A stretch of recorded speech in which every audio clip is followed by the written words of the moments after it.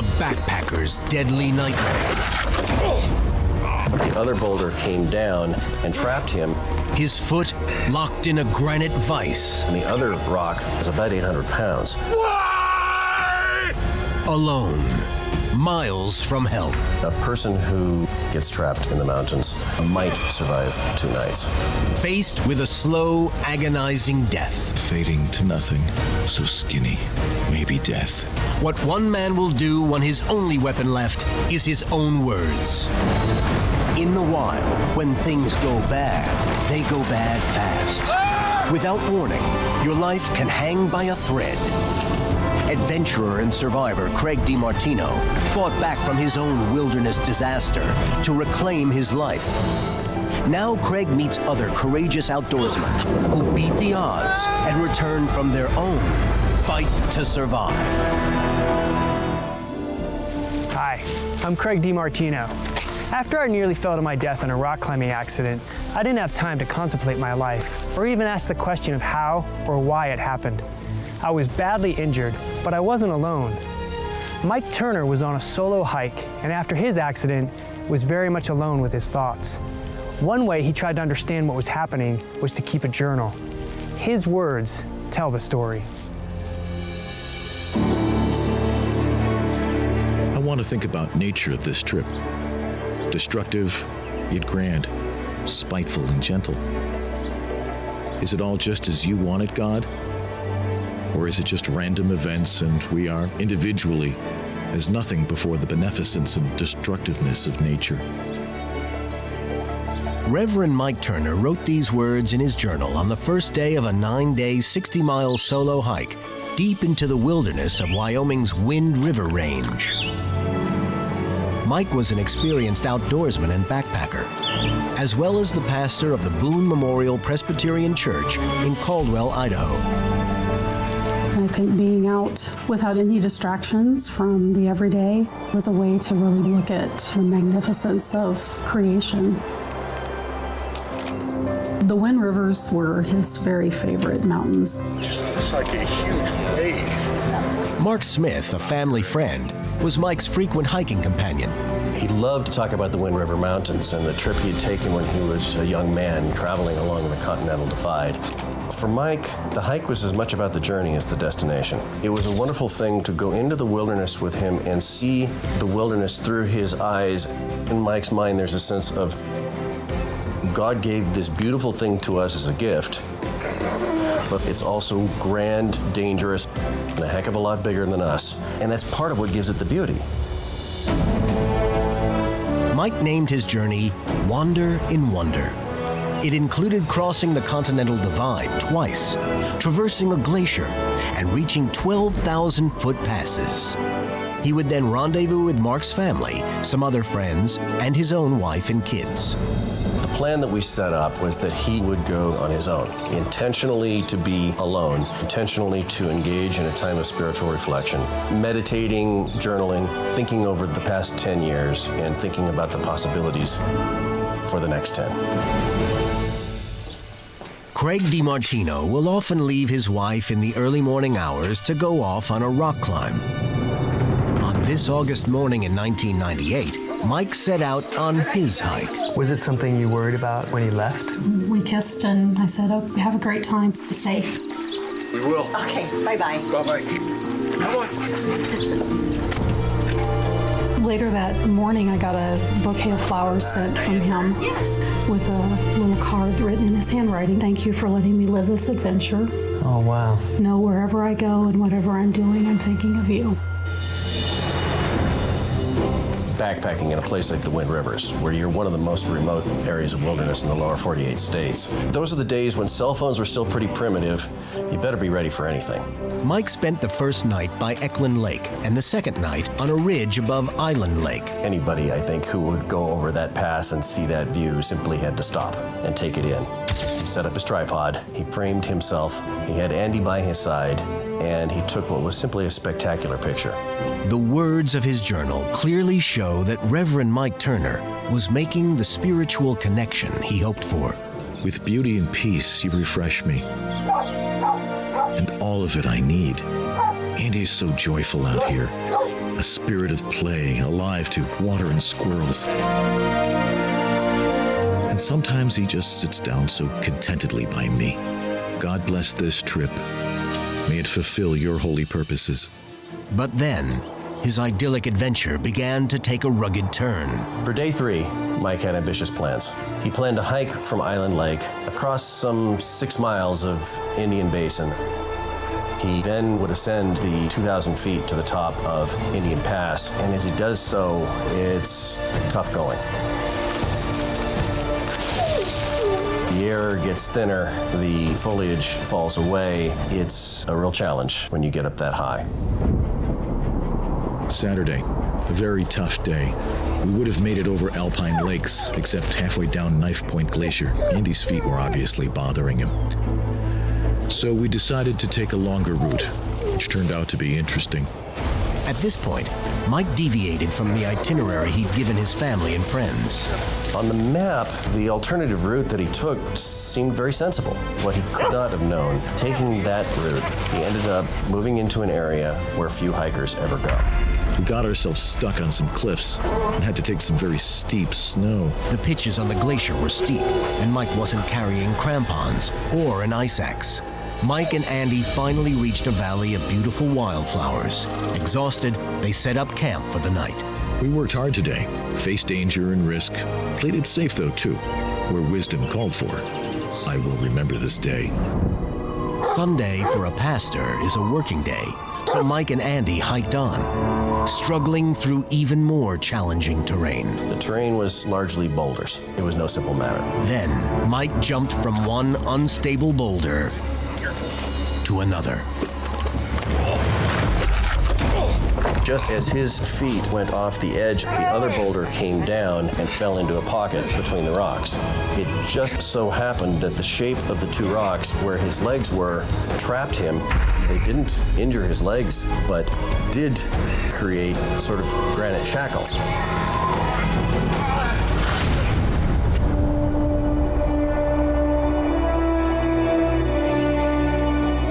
Sunday. About 2 hours ago, a large rock rolled upon me and trapped my leg. I was very careful, be sure of that. I don't know what I face. Reverend Mike Turner was backpacking deep in the Wind River Mountains. He had jumped on a loose boulder, dislodged another, and now was pinned down by a large rock. Knowing Mike, he was not going to give up. All right, gotta get this rock off me. This was a challenge to be met. This is part of what it means to be in the wilderness. With his faithful dog by his side, he shifted into survival mode. First, he tried to move the boulder with his hands, but he had no leverage against the 800-pound behemoth. Then he tried to use part of his tripod as a lever. Come on! Miraculously, he was able to budge the rock a bit, enabling a little better blood flow to his right leg. He then set up an encampment, keeping everything he had at arm's length. If you're going to survive, you better marshal your resources well under those circumstances, and Mike, as a good survivalist, figured it out. He wrapped his sleeping bag underneath him and he jerry-rigged his rainfly to make a tent. He had his stove out next to him. He was marshaling his water supplies, because the worst thing in the world for Mike Turner would be to sit there stuck between rocks, engaged in mindless suffering. Why?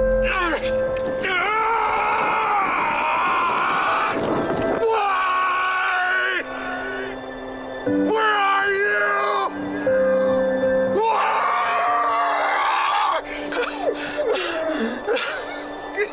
Where are you?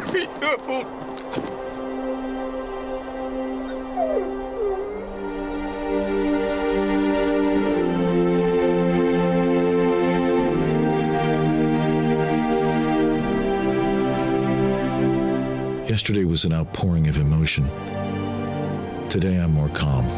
In fact, depressed as I consider the helplessness of my situation.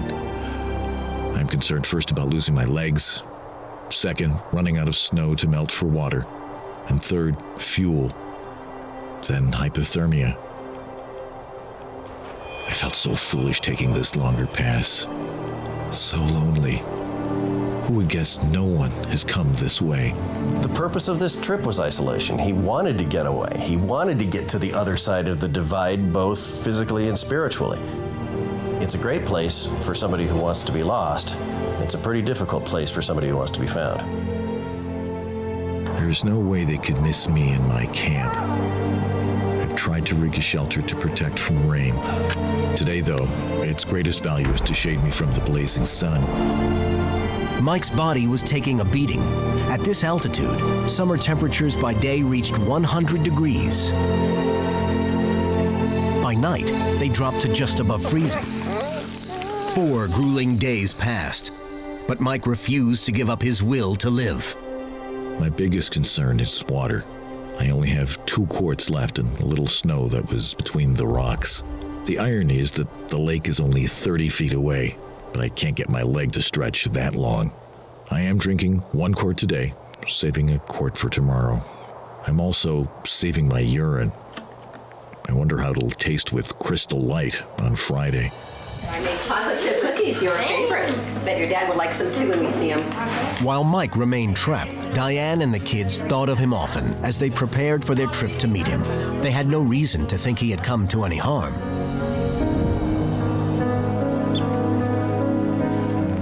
There are very practical matters involved when one's in a survival situation. Mike knew number 1 was keep warm, and number 2 was make sure you got water. With the last of his water gone, Mike tied a rope around his water bottle, along with a pair of pliers for weight. He tossed it out over the rocks, trying to reach the water 30 feet away. Hopefully, he could then pull it back in with some life-saving liquid.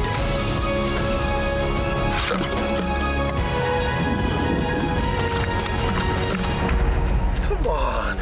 No.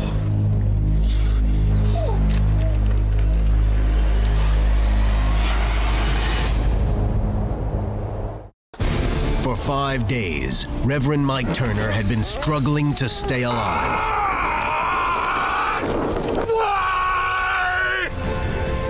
Trapped and immobilized, his body and mind were failing. Thursday. Last evening I was getting my bedding set around my feet when I noticed something like a cast on the front of my leg. It was my leg without feeling. Why don't you care about me?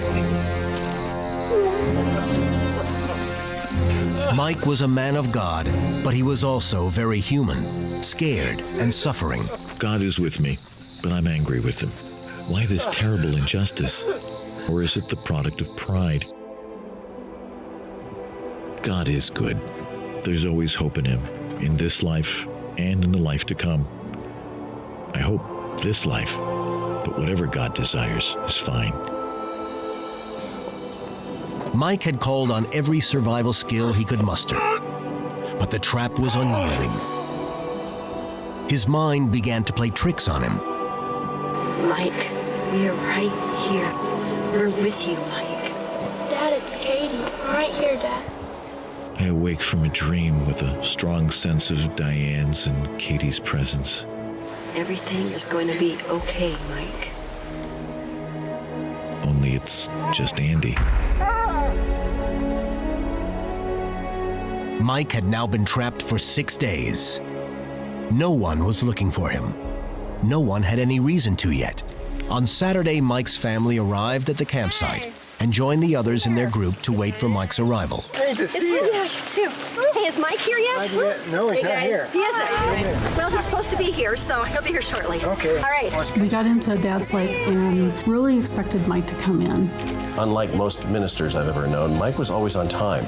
The idea that Mike would miss a rendezvous was something that was hard to fathom. Not only that, it was kind of irritating. And every time we saw somebody coming down the trail, we hoped. Hey, Dad. He'll be along shortly. Come on. Mike was 6'6", hard to miss him. And then our hopes were dashed. So many emotions swarmed around us. There was still that irritation, but slowly that irritation turned more to fear. Where do you think he might be, Mark? We do have a phone number up at the top of this map for search and rescue. We kind of looked at the maps, which had information about search and rescue on them, but fully expecting he would come in the next day on Sunday. The hours dragged on. Saturday night turned into Sunday. Where he started. He was supposed to come up here around Island Lake, right, Mark? Don't believe I ever thought Mike was lost. Very familiar with this terrain. I couldn't imagine that anything had actually happened to Mike. He was just too good. I actually believe he got hung up over in here somewhere. He understood the backcountry too well. His survival skills were too strong. He must be, as he did sometimes, getting caught up and getting just the perfect shot with his camera. Monday morning, 9 days after Mike's accident, a massive search and rescue effort was launched. Somewhere in the neighborhood of 100 people came out to help with the search in one way or another. Everyone played a role. They had his original itinerary as a place to start. Yeah, is this Mr. June? Were you at Wind River Range this weekend? The kids called every hiker on the trailhead logs, looking for any information. But no luck. Next one. Mike Turner had now survived far longer than seemed possible. God will make a way, either earthly or heavenly. If this doesn't work out for my earthly salvation, I shall so miss watching and being part of the steps of the next years. I hope they're great, whether I see them on earth or watch you, in love and understanding, as someone who can't take his eyes off you. I love you all. God bless you. I'm praying to be with you soon. Somewhere in the course of writing the journal, he somehow knocked it off the rock or something and it fell down to where he couldn't reach it. So he couldn't write in it anymore. And he began to write on anything he could. So again, one of those interesting situations calling for ingenuity. See journal down to my right in the rocks. Getting lower. Thought I would have been found yesterday. I'm in an easy sight. All day, night, I hear helicopters. Pray they found lost person too. As his handwriting deteriorates, the circumstances are taking their toll. Andy is so faithful. He barks for a rock slide. So sorry I brought him. I am ready to die, except for missing my family. I will trust in God. Though he will slay me, yet I will trust him. Fill me with peace, Lord. May the conditions not change my love for you. A person trapped in the mountains might survive 2 nights, but usually not much more than that. And ultimately, we had to realize after a while that it was a recovery effort. It wasn't a search and rescue effort anymore. Everyone was looking for Reverend Mike Turner in the Wyoming wilderness. 5 days after the search was officially called off, hikers found the beloved family dog, Andy. Hey, look at that dog. Hey, buddy. I think that's the dog from the poster. It is the dog from the poster. Come here, buddy. Here. Hey. He was by himself, and so they lured him with granola bars and brought him out with them. A new effort was launched with the dog in the lead. 31 days after Mike was trapped, but before this group would reach Mike, a lone hiker did. Hey, how you doing? What I've heard is that he saw Mike from a distance and hollered and didn't get a response. And he had seen the posters at the trailhead, so he knew that somebody was missing.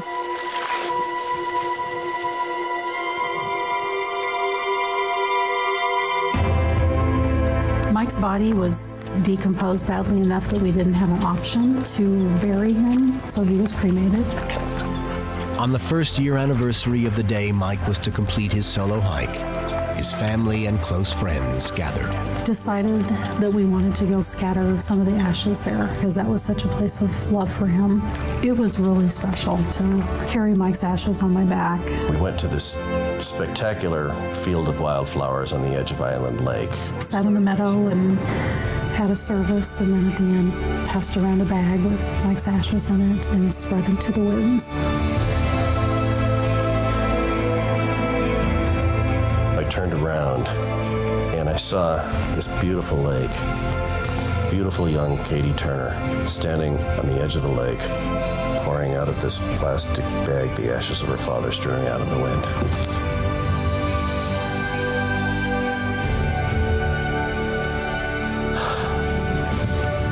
I'll never forget it.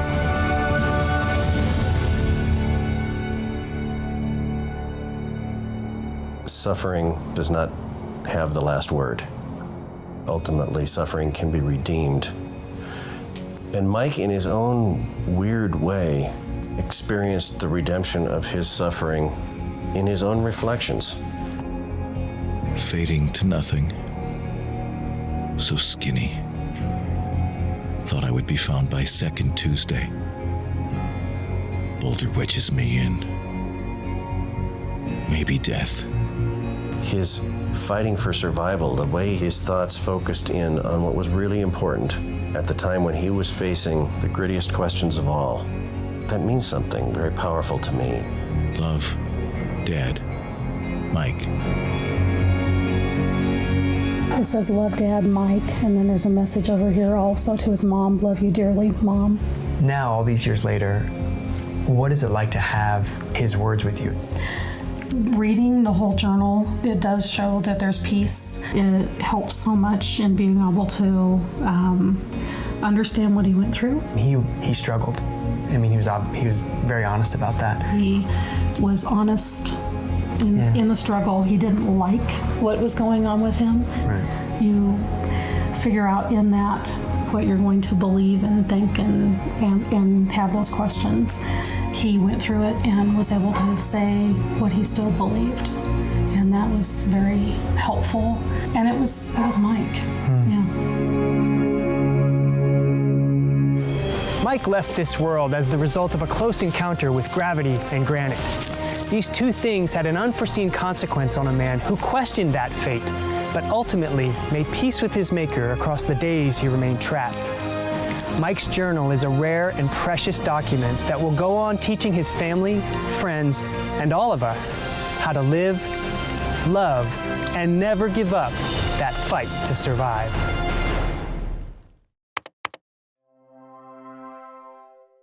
It's a hunter's nightmare. Plummeting 25 feet from a tree stand, smashing into the ground. I just couldn't understand what was going on. Then, excruciating pain racks his body. It's a constant sharp-shooting pain. Somebody help! He's so deep in the woods, no one can hear his cries for help. And the threat of a coyote attack is very real. That's the scariest sound that you can hear. He tries to stand, but his legs are paralyzed. He must get out of the woods and get help fast. The only thing I knew to do was crawl. It will take superhuman strength and an unwavering faith in God for this hunter to save his own life. In the wild, when things go bad, they go bad fast. Without warning, your life can hang by a thread. Adventurer and survivor Gregg DeMartino fought back from his own wilderness disaster to reclaim his life. Now Gregg meets other courageous outdoorsmen who beat the odds and return from their own fight to survive. I'm Gregg DeMartino. Nathan Holcomb was enjoying an afternoon of bow hunting from his tree stand when the next thing he knew, he was lying on the ground looking up through a haze of confusion, his body racked with pain. It's exactly what I experienced when I fell during my own rock climbing accident. How quickly life can change. How quickly you find yourself fighting for your life. Nathan Holcomb was born a jock. Throughout his school years, he made every team he tried out for. But baseball and then softball were the sports he really excelled in. Nathan was so good, he was spotted by scouts and invited to play professional travel softball. When it came time to earn a steady living, teaching and coaching were a good fit. Whether it's in the classroom, on the field, I love to see the kids succeed. If I can make a difference in one kid's life, I have done enough. While working at Southern Alamance High School in North Carolina, Nathan became friends with the dad of one of his most dedicated student ball players. I've known Nathan 9 years. He was kind of a mentor to my son, Jeremy. You won't find a better guy. Great friend, great leader, a great mentor to everybody. What's the game plan for tomorrow? Hopefully we do better than we did last year. We love to laugh. We love to joke. We love to hunt. Eddie was a champion archer besides being an avid bow hunter. He was happy to make Nathan a convert to his weapon of choice for hunting. You have to be so quiet. It's not about the kill. It's about the experience of being out in the woods and seeing all the deer. After marrying Brandy, another great athlete and coach, Nathan relocated to be with her in Tennessee. But this didn't mean he would give up hunting in North Carolina with his buddy Eddie. In September of 2010, Nathan made the 8-hour drive to Eddie's house. The plan was to hunt white-tailed deer the next day. Eddie had been hunting on 800 acres of private land for nearly 25 years. He had motion-triggered infrared cameras set up to get pictures of deer and other game day and night. I got these pictures from the camera last night. Nice. Based on the images his cameras captured, That's a nice deer. he had strategically set up a dozen tree stands. Yeah, all set, let's go. We got up early to go out hunting the next morning. Should be pretty nice up there. It's kind of funny, we all draw straws to pick where we want to go. There's so many places. Knowing that I may not be able to come back anytime soon, they let me pick first. Get up close to it, probably within a quarter of a mile or something. Yep, quarter of a mile is not that far to walk. They drove to the edge of a field roughly a quarter of a mile away from the tree stands. We always say that the peak hunting is 30 minutes after daylight. And so we like to get there, maybe 30 minutes before the daylight breaks so that everything can kind of settle down a little bit. Deer can smell human scent up to a half-mile away, let alone the exhaust from a car or truck. They didn't want to scare any off. After hooking in, sitting down, and hanging up his gear, Nathan began the hunter's vigil. He texted Eddie to see what was literally going on in his neck of the woods. The response was not much.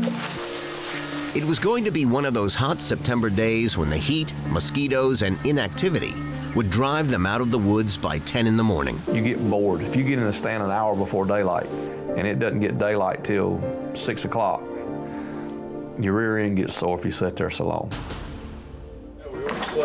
They went back to Eddie's to get a bite to eat and kill some time before heading out again in the late afternoon.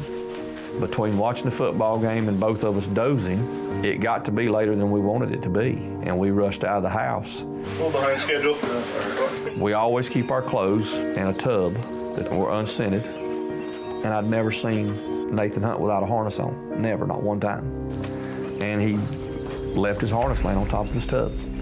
I literally walked right past it that day. Nathan picked a different location for the afternoon hunt. Let me start this place, a little bit tricky. This time, he needed Eddie's ATV to get to his spot. All right, good luck. Eddie said, okay, you know where everything is, I'm going right up here. And he showed me right where he was going. I said, okay, text you in a little while. The place where Nate was hunting that day was an overgrown field. It had overgrown grass about waist high. We called it the little field. It hadn't been hunted yet at all that particular season. Nathan drove the ATV to the edge of the woods and parked far enough away so the deer wouldn't hear it or catch the scent of the exhaust. That left him around 300 yards to walk to the stand. The stand is about 25 feet off the ground up in this big tree. I latched my bow to the pull-up rope, put my backpack on my back, and started climbing up the tree.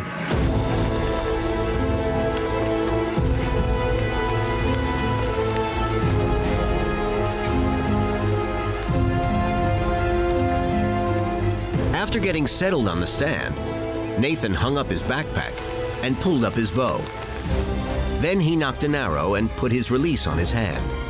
Finally, he sat back and texted his wife and then Eddie to check in and say he was A-OK. After I put the phone away, I remember seeing myself start to go forward. Nathan had no idea that the straps holding the stand to the tree had snapped without warning. He had just fallen 25 feet and slammed into the ground. Nathan Holcomb was hunting white-tailed deer. when he toppled headfirst out of a tree stand. This was the one day in memory he had not worn his safety harness.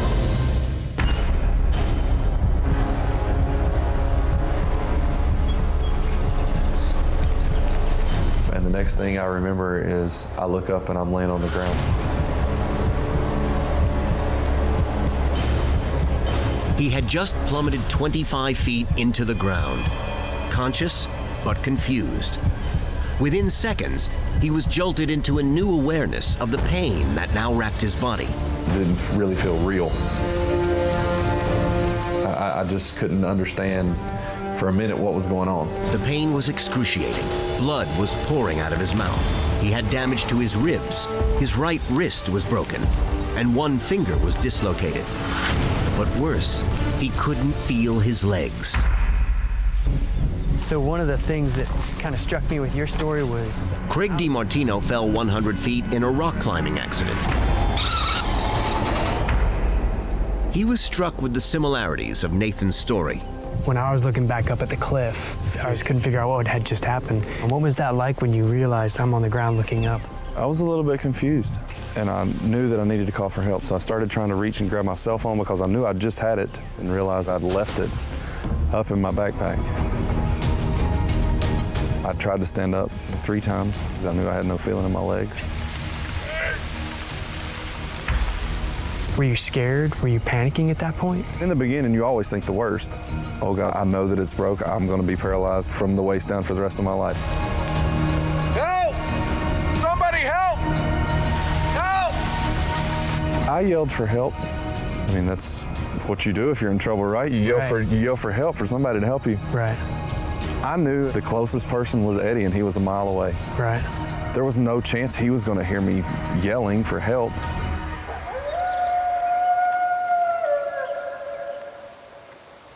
I knew that I had to do something fast because of the threat of coyotes. They were all in those woods. He knew he was injured prey to a hungry pack of coyotes. The coyotes will attack in a pack. To be sitting there and you hear them, that's the scariest sound that you can hear. I've got to do something to get out of here. There was only one possible exit plan. He had to get himself to his ATV 300 yards away and drive back to Eddie. He tried to stand one more time, but his legs just didn't work. I took a minute and I prayed. Lord, please. Lord, show me the way out of here, Lord. Please. I said, Lord, you got to help me. Just please get me out of here. And the only way that I knew at that point was to crawl.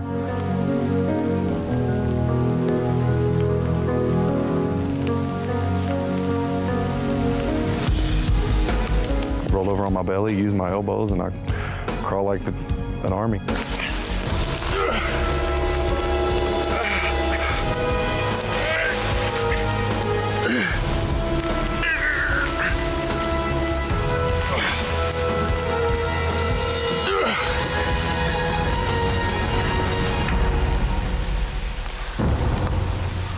Got up to the top of the hill,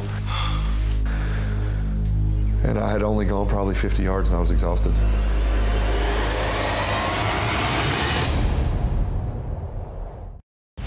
Nathan Holcomb has just crawled with a broken back 50 yards. He's exhausted and in blinding pain, and still needs to crawl 250 more in order to reach his ATV. His hunting buddy Eddie has no idea Nathan was seriously injured by a fall. Nathan was now on top of a hill. He realized he had only one option to survive this next hurdle. I rolled, you know, like little kids just roll down a hill.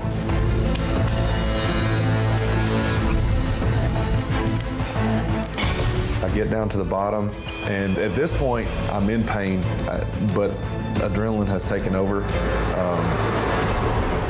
Angels took over, something took over, because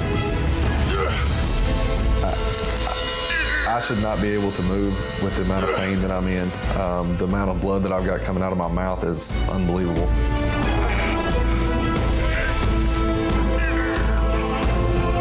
His elbows and knees were raw and bloodied from crawling, and he still was 200 yards from the ATV. Even worse, it was uphill from where he now was.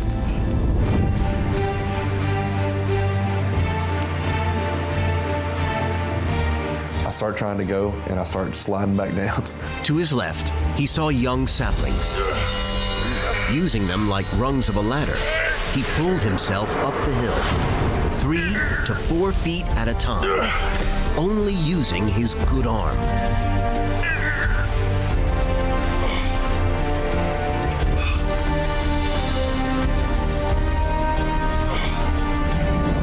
Finally, Nathan reached the ATV. I pull myself up on the edge of my four-wheeler. I lay my chest on it just to rest for a second. And when I did, I lost my balance and I fell off. So I had to start all over again. Nathan tried one more time. And that's when I really started to panic, because I knew that this is how I get to my help. Right. And I can't get on my help. Right.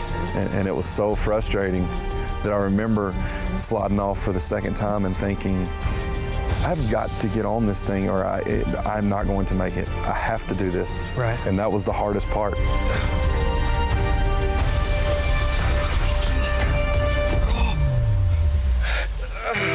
Nathan maneuvered himself into the driver's seat.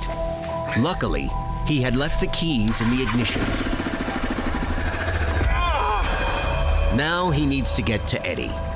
I pull it in gear and back up to go back around this field to go where he's at. He's about a mile from me. I take off around that field. Four-wheeler trails are not smooth by any means. I'm feeling every bump of every rock from my low back all the way up to the top of my head. It's a constant sharp shooting pain through my body the whole way. And I'm going as quickly as I can. I'm not wasting time. If I'm ever going to be able to walk, then I've got to get somewhere to get help as quickly as I can. Nathan finally made it to Eddie's stand. He rode up within 30 yards of where I was sitting and said, "Eddie, I fell out." You kidding me? No, I fell out of my tree stand, Eddie. And I still thought he was kidding. I thought he'd shot a big buck and wanted me to come get on the ATV with him, but I could see his face was just pale white. Hurry! So I came down the tree Coming, buddy. as fast as I could come down. All right. I can't feel my legs, Eddie. I could see his right wrist was broke. And I'll never forget the look on his face. And I knew Nate, Get you some help. Hang in there. with what he had going for him in life, but there was a chance that this guy would never be the same again. 911, what is the address of your emergency? Oh. Yeah, my buddy just fell out of his tree stand. Here, buddy. Eddie had taken advanced life-saving courses, so when he called 911, he gave them critical information about Nathan's injuries. I told the lady that he had a spinal injury. He can't feel his legs. I said he may have already done more damage than need be.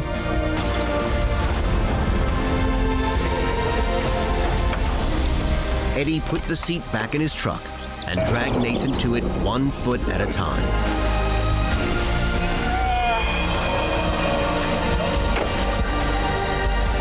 On the drive back into town, he helped Nathan make calls I'm gonna call Brandy for you, okay? to his wife and mother, who were both hours away. Brandy? The phone. Brandy, hey, it's me. Hey, I fell out of my stand. I'm hurt bad. Eddie drove Nathan to the volunteer fire station, where a waiting life flight helicopter flew Nathan to UNC Chapel Hill Hospital. There, renowned neurosurgeon Dr. Eldad J. Hadar and his team just happened to be on call. How you doing, Nathan? Not so good. You've hurt your back badly. The x-rays are show a lot of damage in there. We're gonna have to get you into the OR right away. Am I paralyzed? We can't tell. The films were inconclusive. There's a lot of damage in there. When the doctor gave Nathan the prognosis, Nathan had the most hollow eyes I've ever seen on anybody. And that's when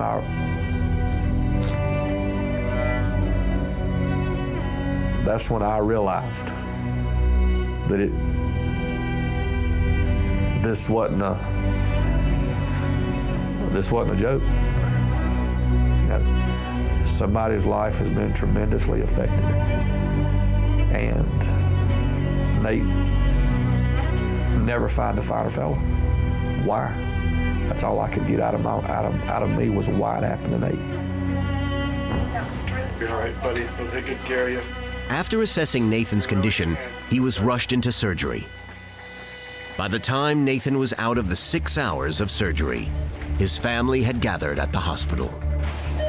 Nathan, how you doing? You awake yet? Just want to let you know, surgery went well, okay? But at this point, I'm not sure if you're going to walk or run again. The doctor tells me, he says, surgery went great, but I'm not going to guarantee you will ever walk again. I'm not going to guarantee you'll ever run. And I said, and that's good news? I was scared. I was scared. Right. I've always been able to do whatever I wanted to do. This cannot be happening to me.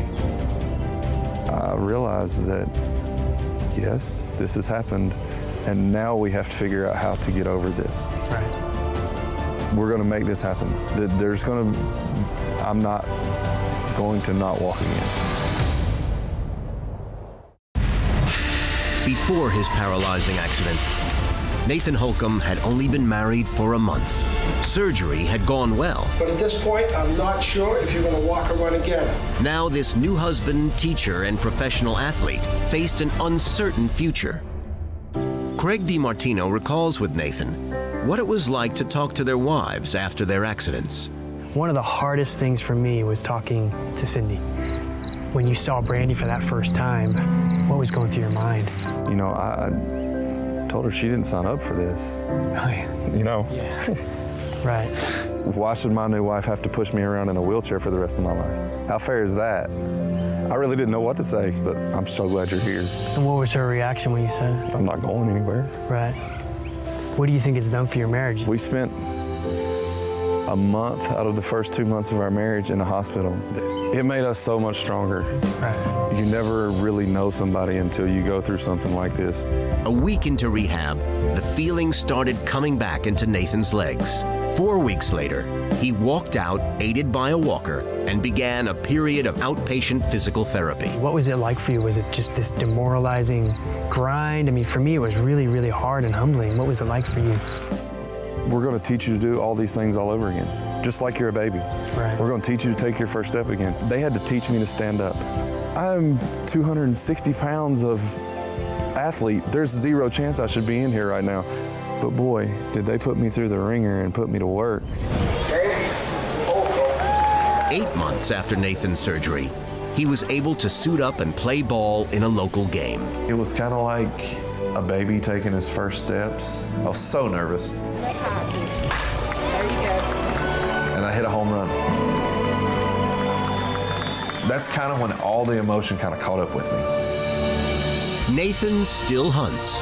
He had some good luck on his first outing back in the woods with Eddie. Being the hunter that he is, he had a 5-pointer come in that day. And he said, hey man, I've got a 5-pointer out here. I said, no way. I said, how long has it been since you shot a deer? He said, oh, I'm not gonna shoot that, it's too little. He said, I just enjoy the hunt. Hey, we're gonna pray. Can you close your eyes? If it weren't for God, the power of prayer, Thank you, God, for this food. Amen. we'll tell you right now,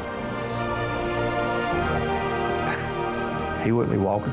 He wouldn't be putting one foot in front of the other. He would have to be holding his kids while riding in a wheelchair. Nathan, too, has no doubt how he survived his fall and recovery. God played the part in me getting out of those woods. You know, there was nothing that I would have been able to do by myself.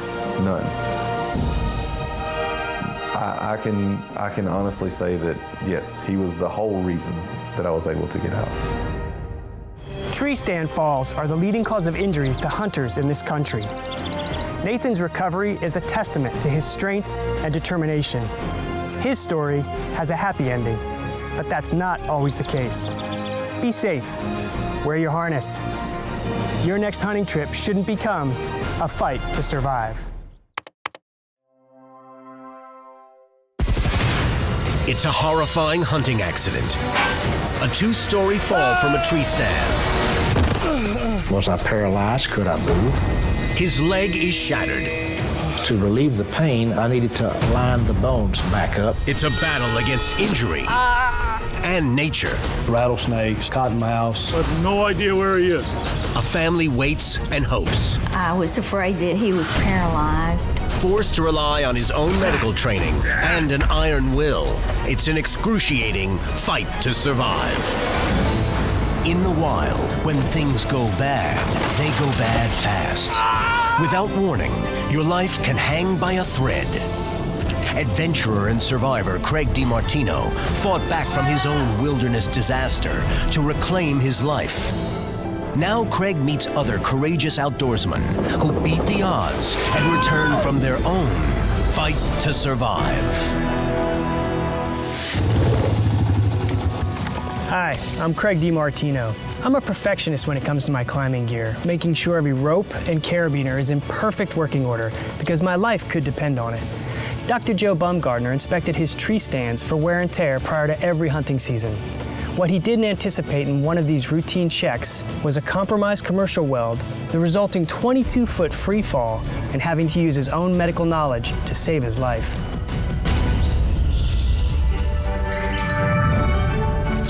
Dr. Joe Baumgartner of Starksville, Mississippi, had been an avid sportsman and hunter for many years.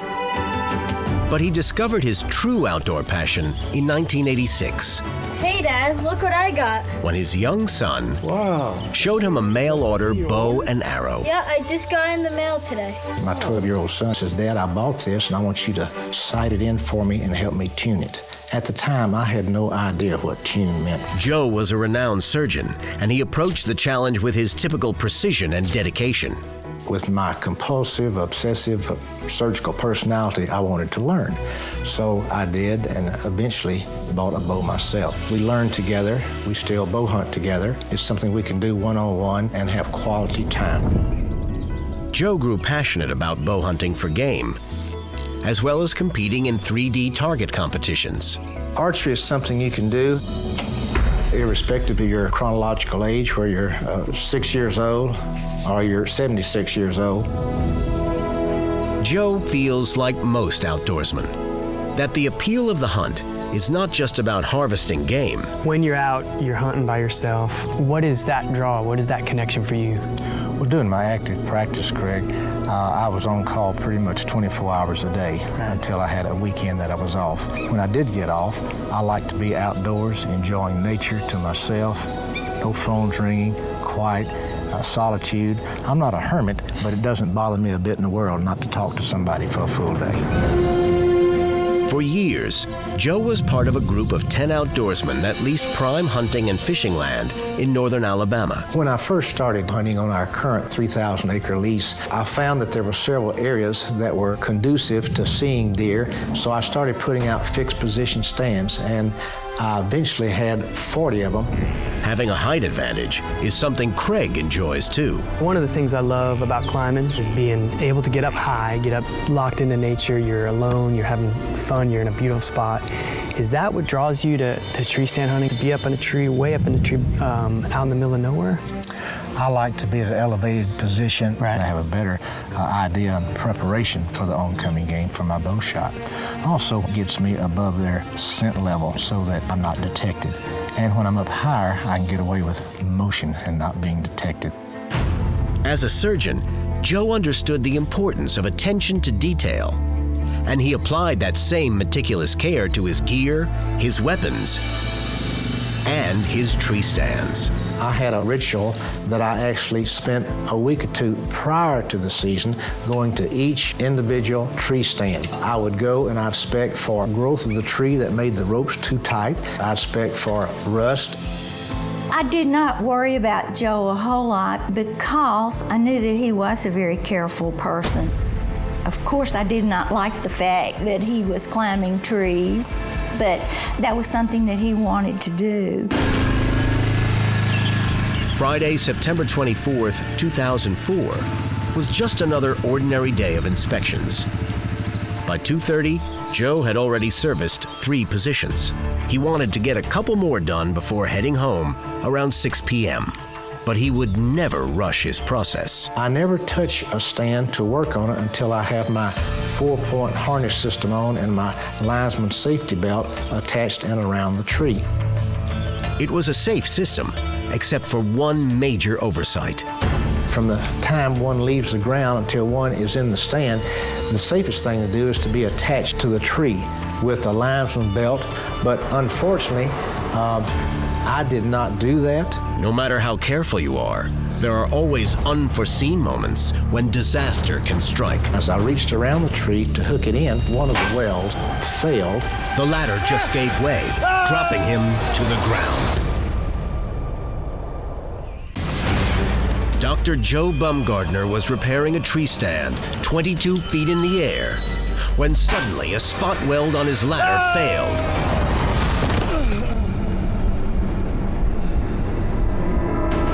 Immediately, his medical training kicked in. After I hit, it didn't completely knock all the air out of me. I didn't lose my breath. It just obviously stunned me. And I took a moment to assess my neurological function. Was I paralyzed? Could I move?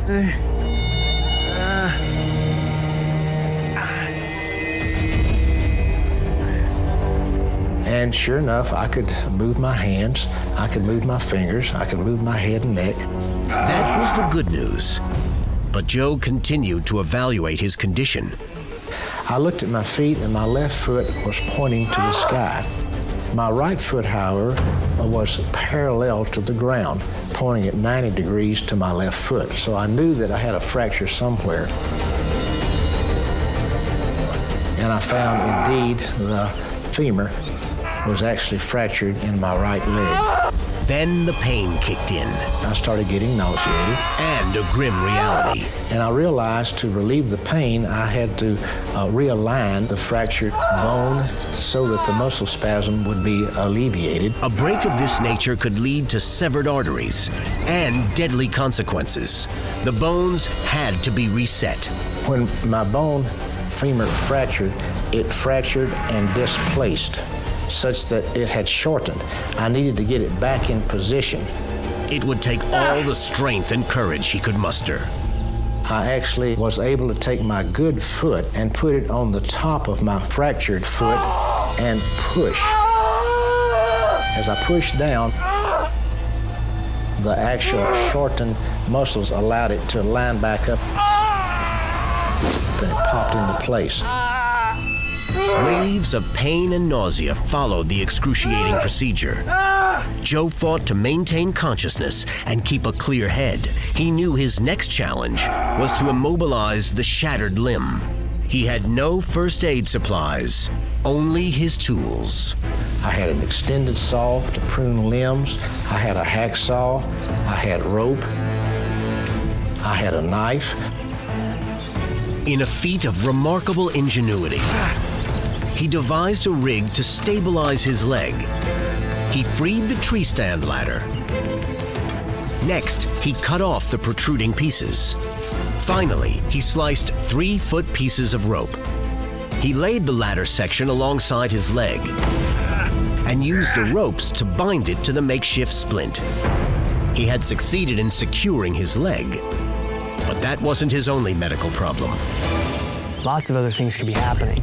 What's going through your head at that point? Absolutely, Craig. I knew the potential dangers of a de-acceleration injury when I fall 22 plus feet. A ruptured spleen, lacerated liver, some internal injuries that I was not aware of at the time.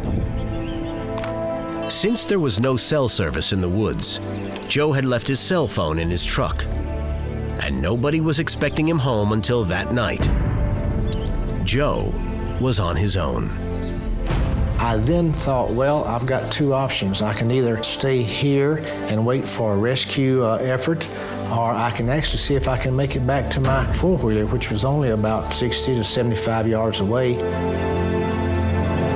It seemed possible, even if it meant dragging his broken body across a minefield of fallen trees. I started pulling myself along on the ground, which I could do. When I got just a little bit from my point of impact, there was a large tree that was down. that I could not get up and over. So I knew plan A wasn't going to work. And Joe didn't have a plan B. His only hope now was that someone else did.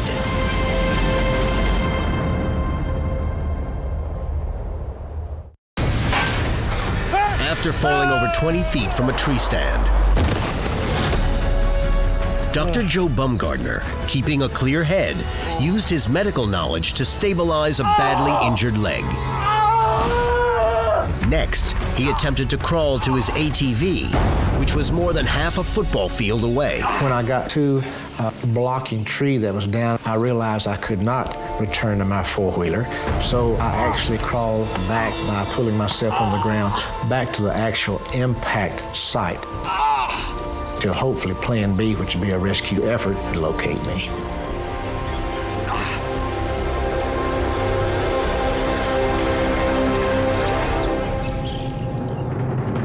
I've not actually been out there to look at that stand site since I fell a decade plus ago. Let's go take a look.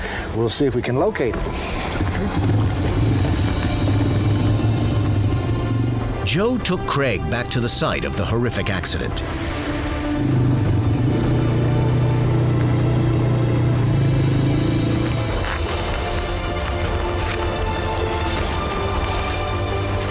This is it, Craig. Wow, that's a long way.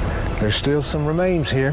The tree that was housing my tree stand, it snapped off up there, and here's the actual tree stand. It's still attached to the tree with the chain. You can see this particular section of the stick ladder is missing. This is the one that I was able to utilize as a splint. So you made the splint from here down. That's correct.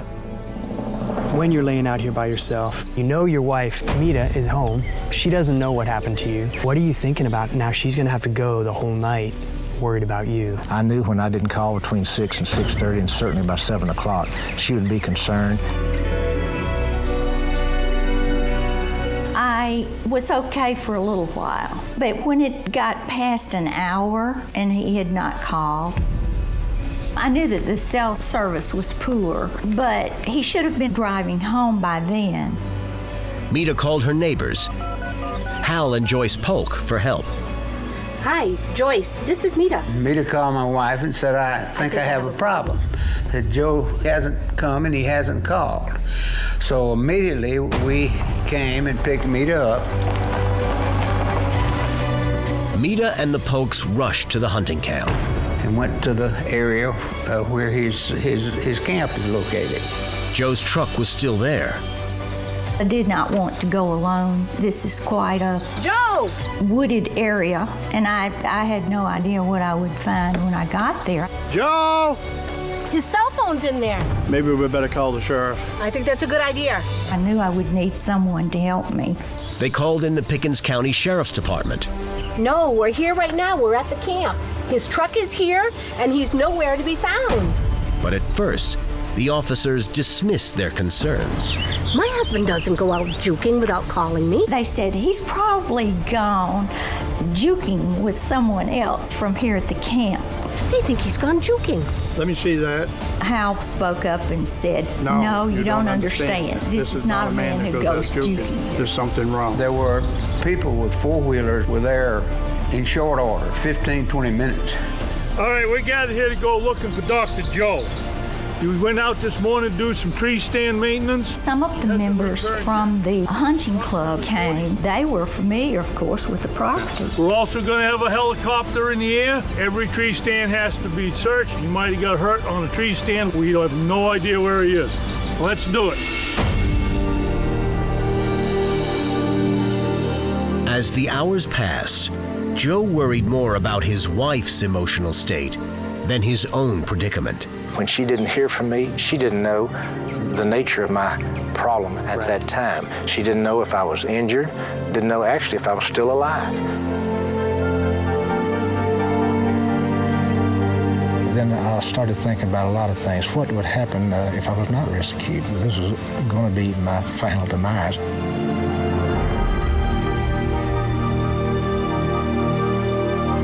I had a good 62 years.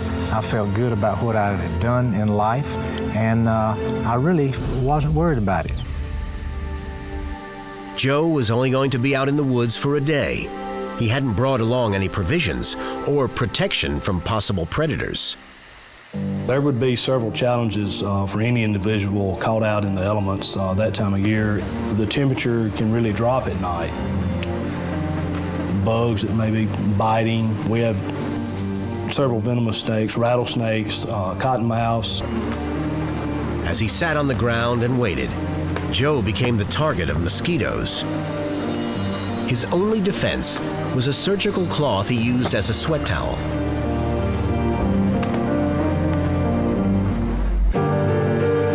The sheriff called for assistance from the Tuscaloosa County Helicopter Unit.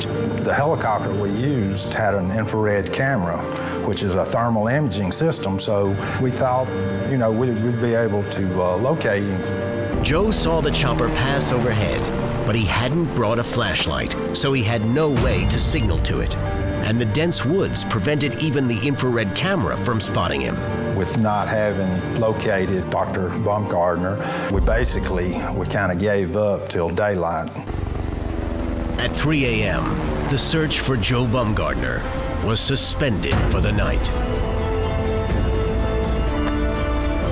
I have to admit that I thought the worst that night, that it could not be good. I was afraid that he was paralyzed or deceased. It was a very long, difficult night. It was probably the worst night I've ever had.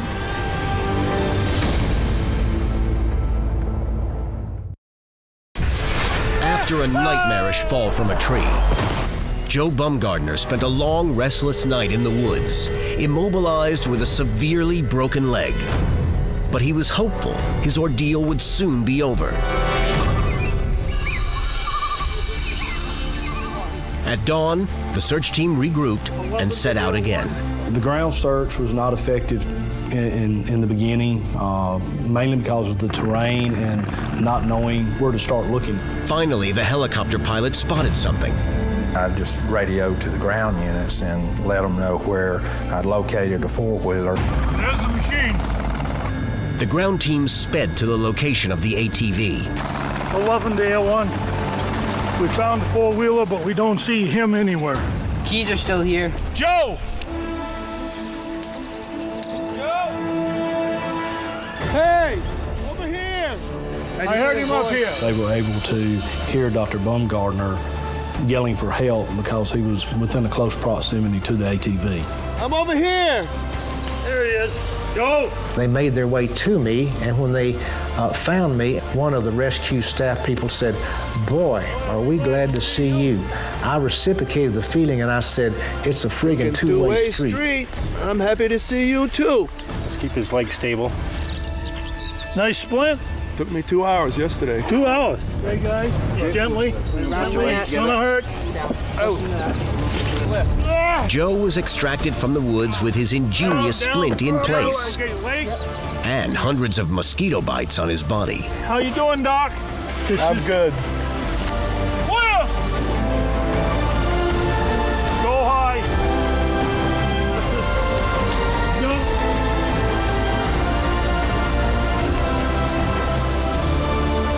He came out on the stretcher.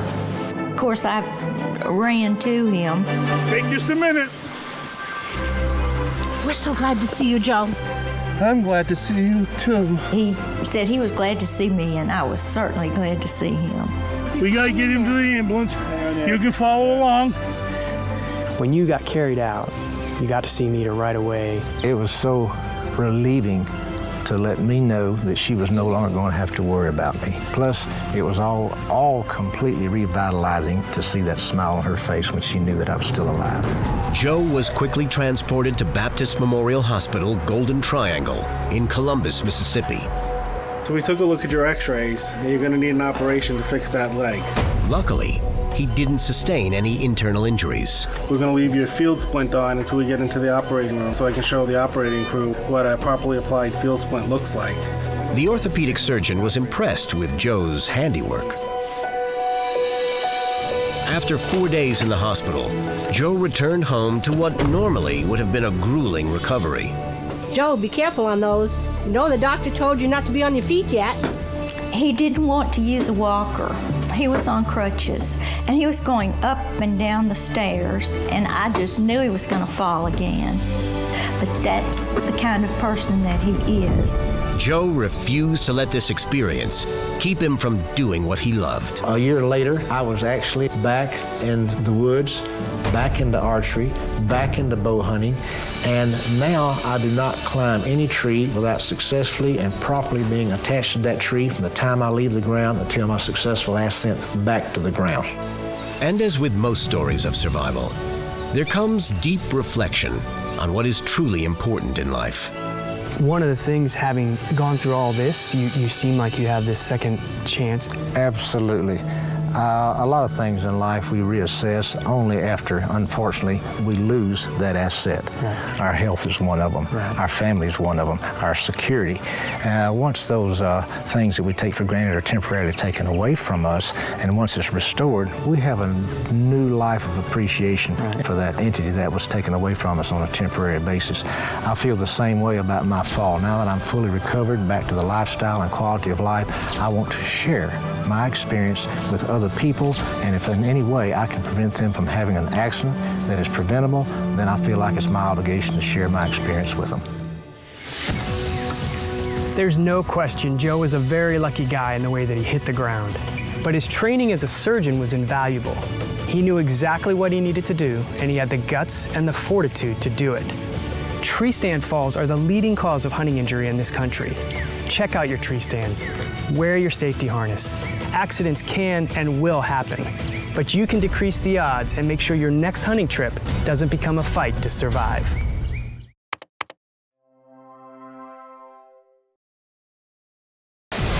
Disaster on a remote Sierra peak. I saw it coming and I kind of froze. A loose boulder crushes a hiker's leg and sends him sliding out of control. There was a streak of red blood passing me on the right-hand side. The next decision he makes is a life changer. I knew if I tourniqueted the leg, I was probably gonna have to cut the leg off. Alone in the wilderness, on a barren mountainside with no one looking for him, the struggle to stay alive will take everything this hiker knows about survival. In the wild, when things go bad, they go bad fast. Without warning, your life can hang by a thread. Adventurer and survivor Gregg DeMartino fought back from his own wilderness disaster to reclaim his life. Now Gregg meets other courageous outdoorsmen who beat the odds and return from their own fight to survive. Hi, I'm Gregg DeMartino. Here's a question. If you were badly injured, would you have the knowledge and the guts to work through the pain and do whatever it takes to save your own life?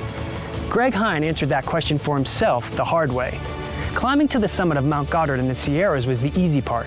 But when a boulder came crashing down and crushed his leg, surviving for the next 6 days would challenge his emotional and physical resources to the very limits of what one man can endure.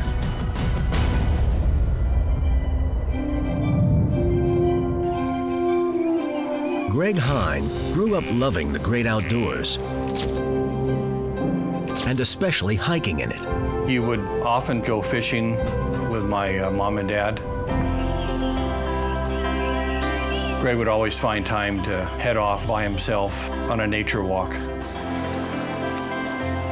And I love getting lost in the mountains too. I actually physically tried to get lost in the Sierras as much as I could.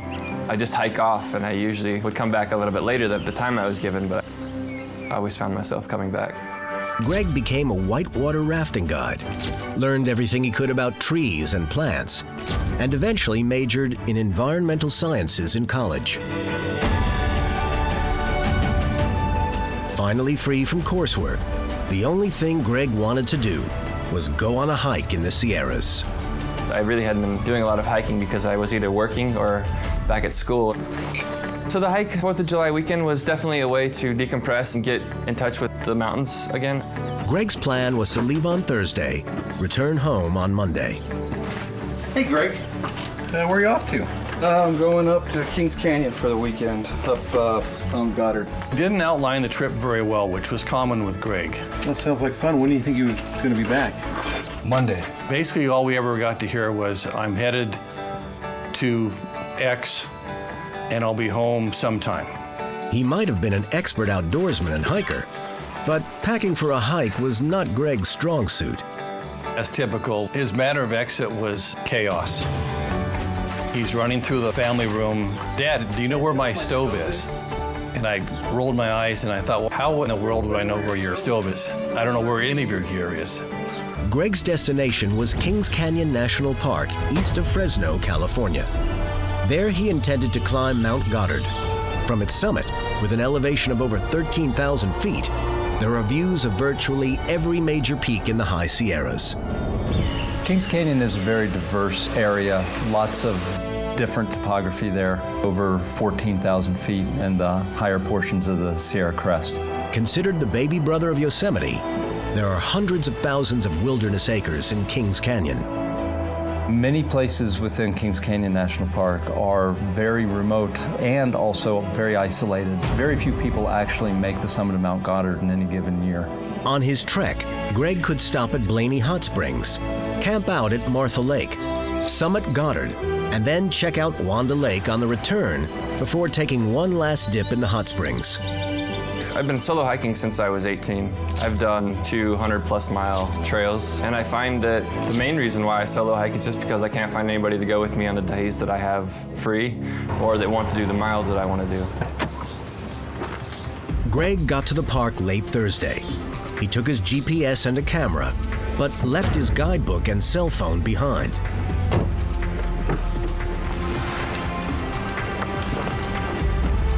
Mileage-wise, I knew that I had 4 days to play with and that I could do that hike and, you know, a new place that I hadn't been in. He set out from Florence Lake Trailhead and hiked around 12 miles in. So this is your first time back in Kings Canyon. It had been nearly a year since Gregg had seen Mount Goddard and Kings Canyon National Park when he went back with Craig. Is that kind of weird? Just to even be hiking again? No, it feels good. It's always fun to be in the mountains, so. Yeah, Goddard is out over us, right? Yeah, it's off to the left. It's the Black Rock highest point. Is it good to see it again, or is it weird to see it again? Feels good to be back. When you're out, there's a chemical change that I think goes through everybody, that goes through my body. I'm out for a day, and it's almost a reset. If things are bothering me, I can get some clarity, and it's just, it's helpful in that regard to find perspective in life, and the mountains are an easier place to do that because you don't have the distractions.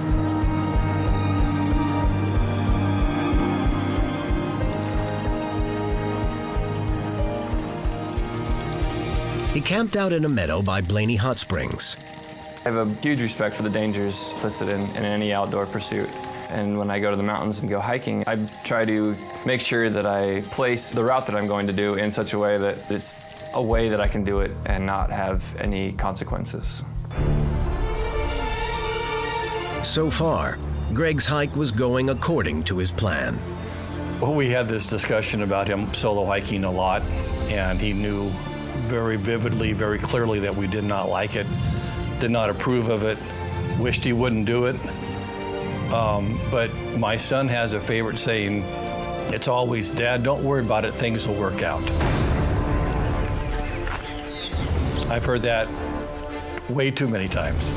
But on this hike, things did not work out.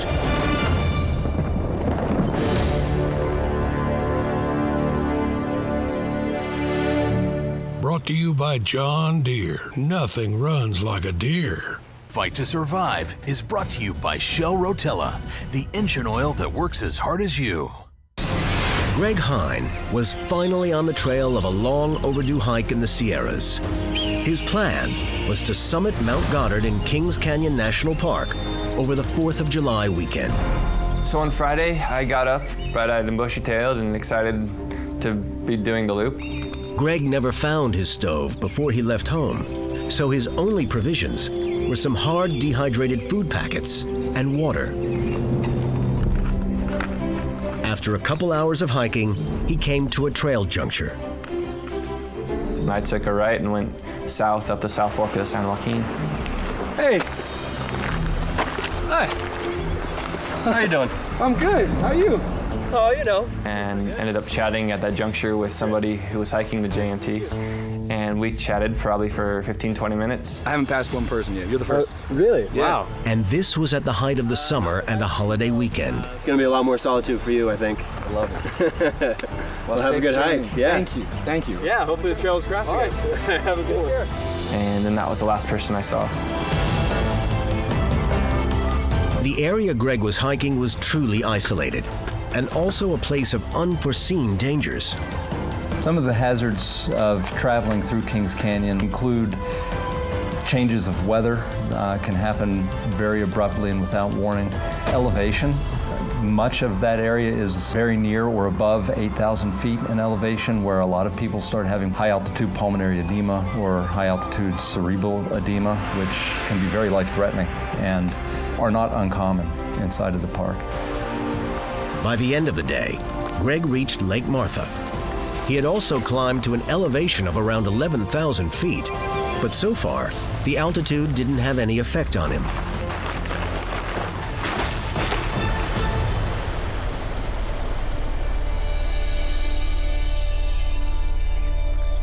Gregg's plan for Saturday was pretty straightforward.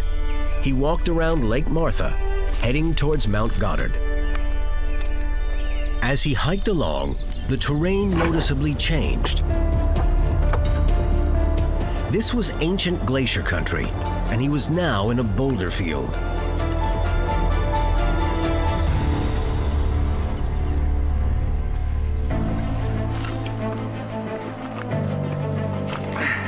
Right before reaching the top of Mount Goddard, I had a snack,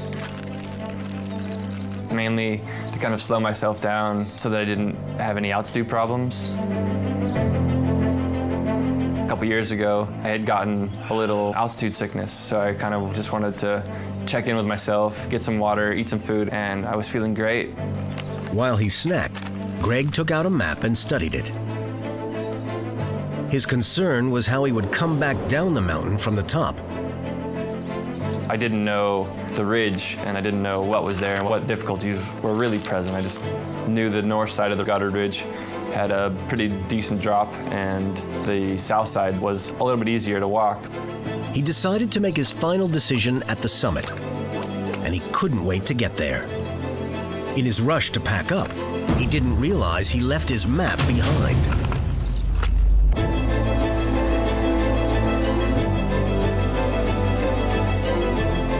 Even if Gregg no longer considered himself a peak bagger, he really enjoyed the view from this one when he got there.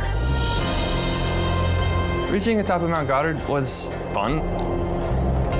I mean, it's great views. You see the haze of, the Central Valley, and you see all the other peaks. So I just started stitching together pictures for my buddy mainly, and just soaking it in.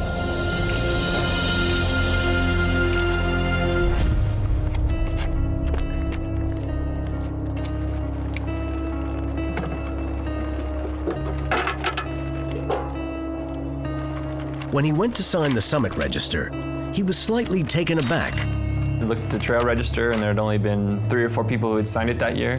That kind of was maybe my first indication that I was in a fairly remote part of the park, and I thought Mount Goddard was a much more heavily traveled peak, and my mind was shifting to how do I get off? That was still troubling me a little bit as which way I wanted to go.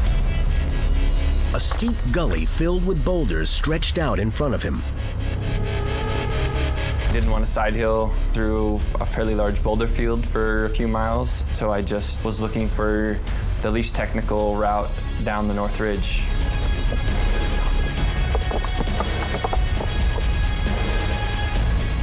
When Gregg got off the ridgeline, he came to a scree, a slope covered with loose stones.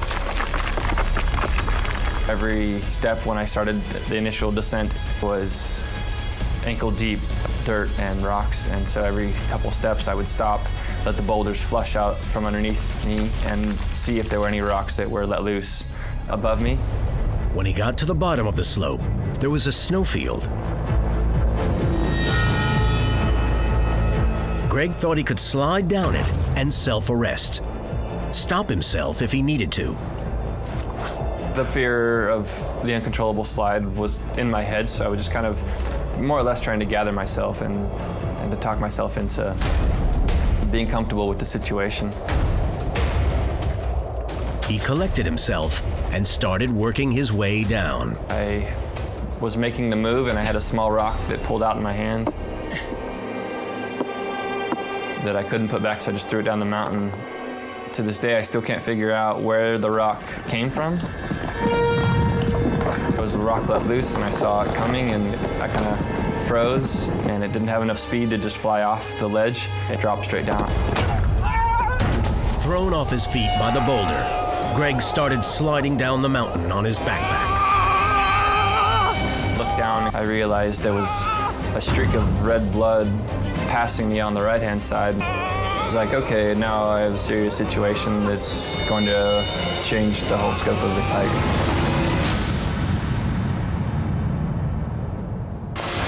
3 days into his solo hike, Gregg Hein was knocked off his feet by a boulder when making his descent down Mount Goddard. I noticed a limp foot dangling in front of me, bleeding fairly profusely, enough to scare me that I might bleed out. You weren't like on a flat spot, you're on a 45-degree snow slope, so you're sliding now. What were you thinking? Okay, the hike's now changed to something. Maybe I can still hike. And then processing a little bit more, sliding down the snowfield some more, realizing there's no way I'm hiking, and it's now turned into a survival situation. And then I realized there was a boulder field coming up, so I tried to self-arrest.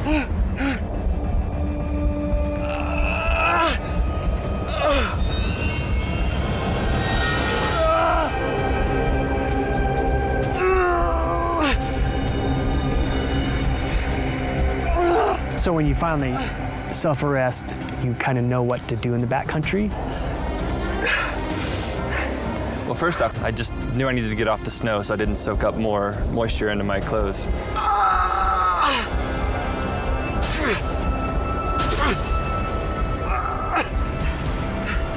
He also knew he could become hypothermic lying in the cold, so he immediately put on some extra clothes.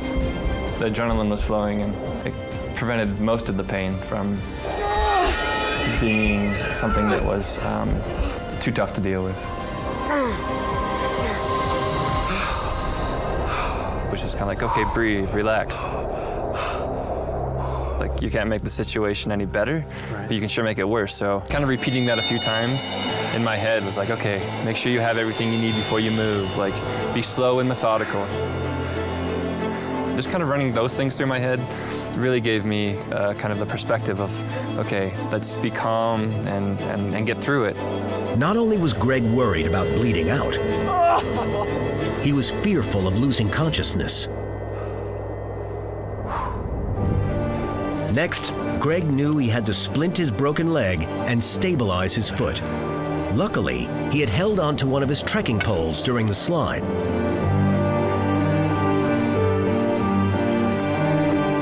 He cut off part of his thermarest pad and covered the open wound where the boulder had fractured his leg.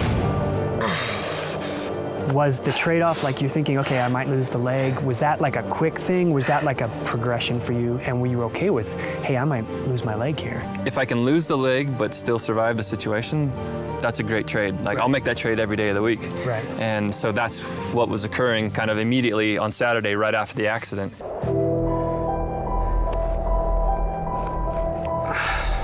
He came to a decision while splinting his leg. He needed to move to a more comfortable place to stay until he could figure out what he was capable of doing next. To do any kind of movement, he had to lighten his load.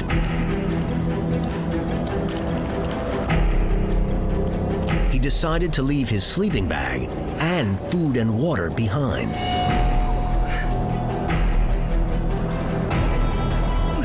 He crawled off the snowfield, carefully holding up his ankle, and slowly made his way to a more protected area with a view.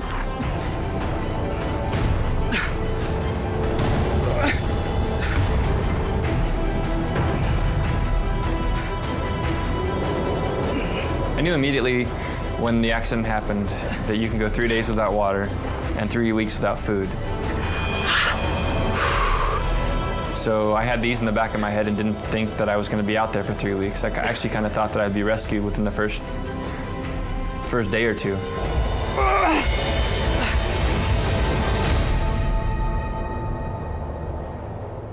It was a hiker's worst nightmare. After a loose boulder crashed into his leg and caused a potentially deadly compound fracture, Gregg Hein was in survival mode. His immediate concern was the bleeding. He needed to stop it, but not to the point where it would risk killing his limb. I would put enough pressure until my leg started to throb, and then when the leg started to throb, I would back it off.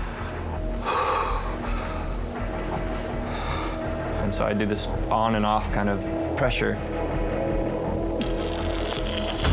Because I knew if I tourniqueted the leg, I was probably gonna have to cut the leg off. He successfully reduced the blood flow and settled in for a restless sleep. I really was only concerned about the bleeding.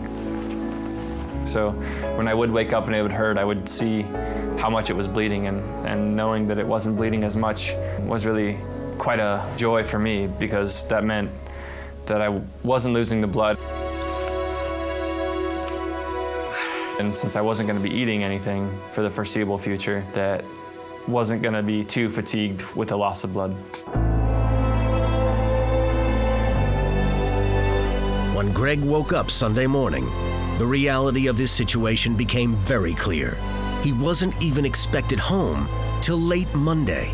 I think Sunday morning into midday was basically what I was grasping with and kind of just internalizing, was that there's 2 days to kill now.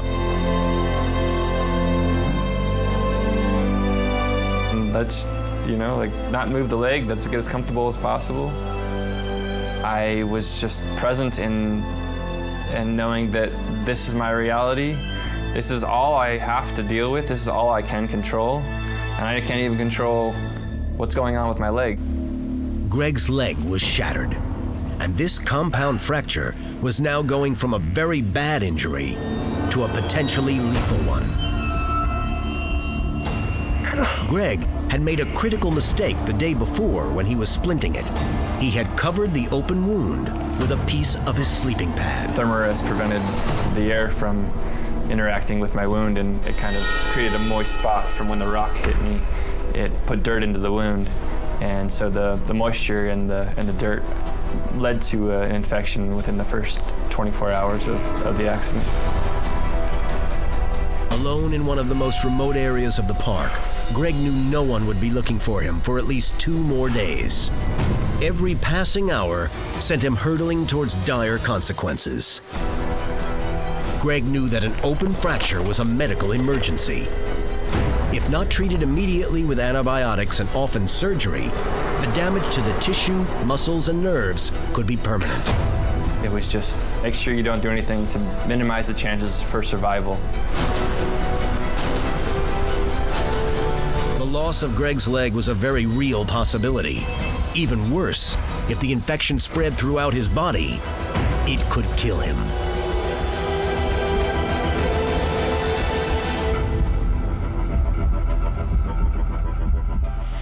Severely injured with a life-threatening infection brewing in his leg, Gregg is miles from help on one of the most desolate peaks in the Sierras.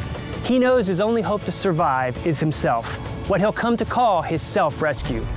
Join us for this incredible adventure on the next Fight to Survive. It's every climber's worst nightmare, falling out of control. Something goes wrong, it goes wrong big. 100 feet down to almost certain death. When you fall 100 feet, you have a 100% chance that you're gonna die. Gregg! He's a mass of shattered bones and pooling blood. We're 4 miles in the backcountry. Nobody knows we're here. It's an epic life and death battle. Gregg DeMartino's Fight to Survive.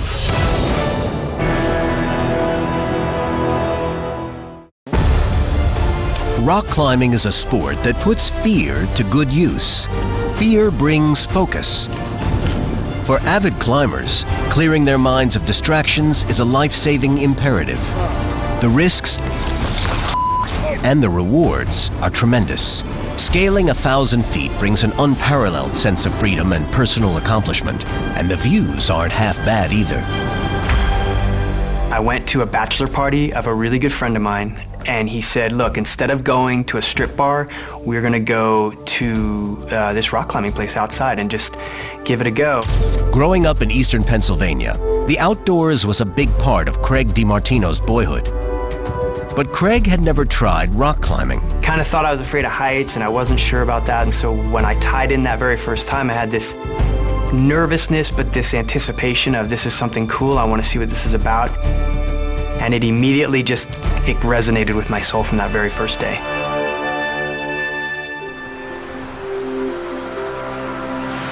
Before long, Gregg was climbing constantly. Climbing put Gregg in a position to explore his other passion, photography. You're in these weird areas where not a lot of people can be, so you start taking pictures, and those two things integrate really well. After a few years of scaling the scrappy cliffs and crags of eastern Pennsylvania, Gregg felt ready for bigger challenges and grander vistas. I packed my stuff up, moved to Colorado so that I could climb more and just be in the mountains. In Fort Collins, Gregg met Cindy, and the two hit it off. I love being outside with my friends and my family, and I love the movement and challenge that climbing presents for me. We actually just started climbing together. He was a really safe and reliable partner. A reliable partner is as critical to a safe climb as the right shoes, the right rope, and the rack of cams, nuts, and carabiners that climbers carry. I was actually afraid to ask her out. I thought, man, if it doesn't work out, I'm gonna lose a really good climbing partner. 18 months later, Gregg and Cindy married. In a couple years, they had 2 children. Gregg was working as a staff photographer for a Colorado publisher, while Cindy studied for a degree in wildlife biology, and they both climbed as much as they could, with each other and with friends. On July 21st, 2002, Gregg and his good friend Steve met up for a day of climbing in the Rocky Mountain National Park. I'm gonna go up to Drake Monastery, do some sport climbing. We can go up to Estes. There's this fun route I know called White Man. Okay. They set their sights on a particular 1,000-foot-high granite egg called Sundance Buttress.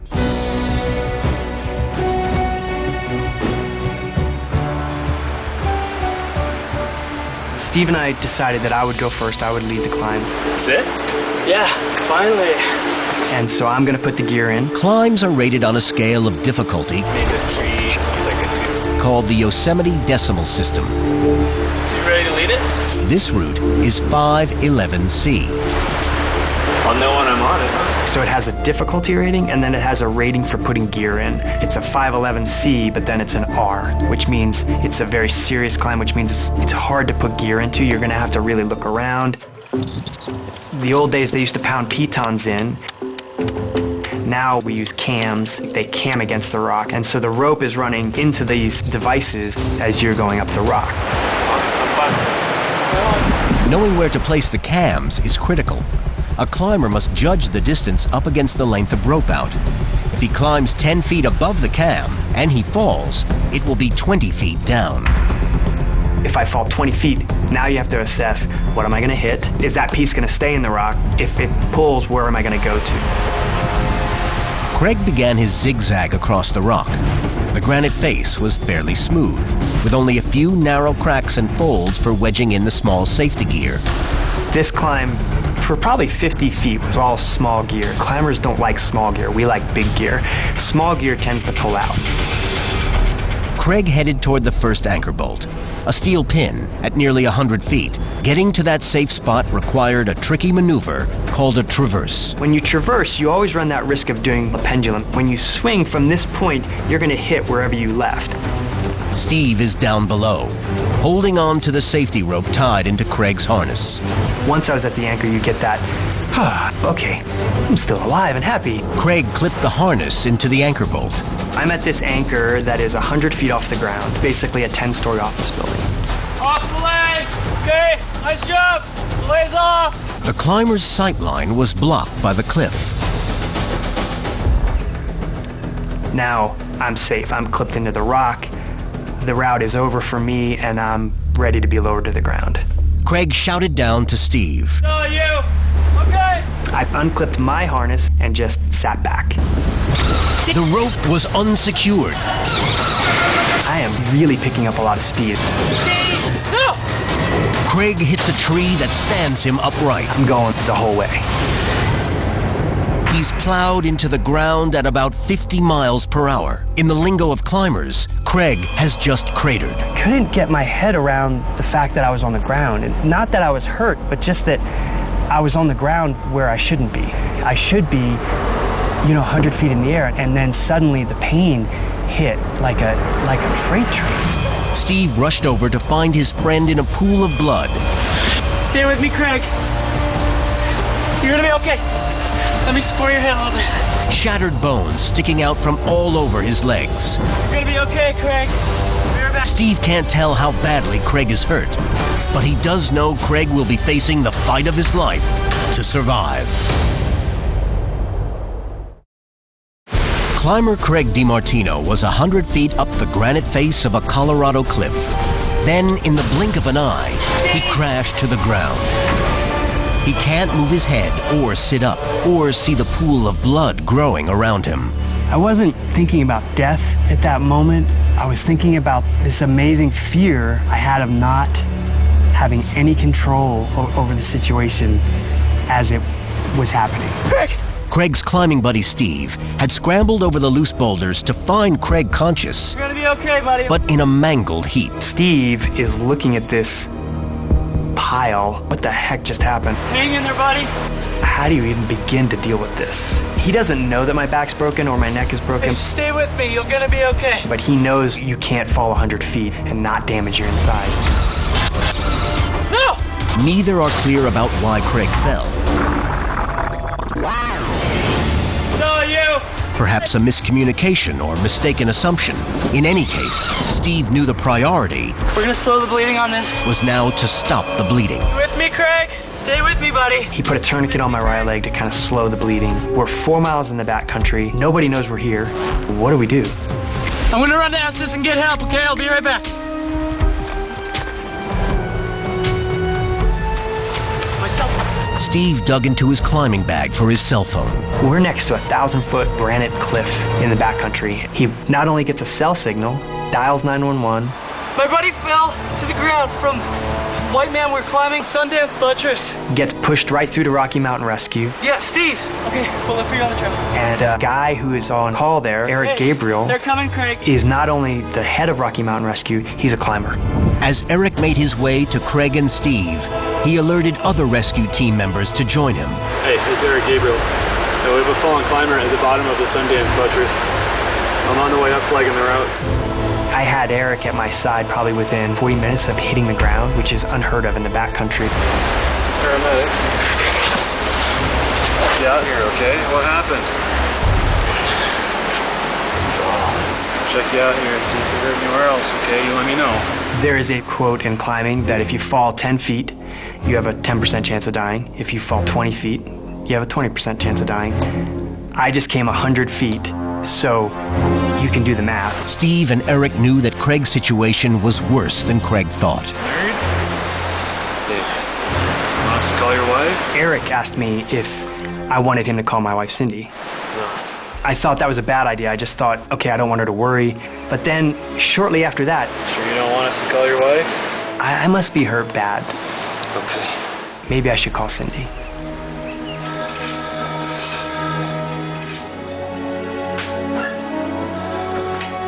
Cindy? Hello? It's Steve. Oh, hi, Steve. Steve said that Craig had taken a fall. What happened? And that he had broken his ankles. No, he's gonna be okay. And I thought that he had just fallen to the end of the rope and maybe hit his feet on the, on the face. I'm on my way. So I didn't know that Craig had actually hit the ground. And I didn't go beyond that in my head. I just wanted to get there and see for myself. Eric did his best to stabilize Gregg's injuries and packaged him for a difficult, bumpy rescue. It'll be okay, Gregg. Called a carryout. The rescue team prepared an elaborate system of ropes and pulleys to move Gregg down the mountain quickly and safely. When I first saw Gregg, I didn't know how badly injured he was. Eric pretty much said to me, you know, you can talk to Gregg, but make it quick. I went up to Gregg and I said, you know, I love you and I'm right here, but I'm gonna step out of the way because I want these guys to get you out of here. She's looking at me and realizing my husband can die. And I'm looking at her, and that suddenly became very clear that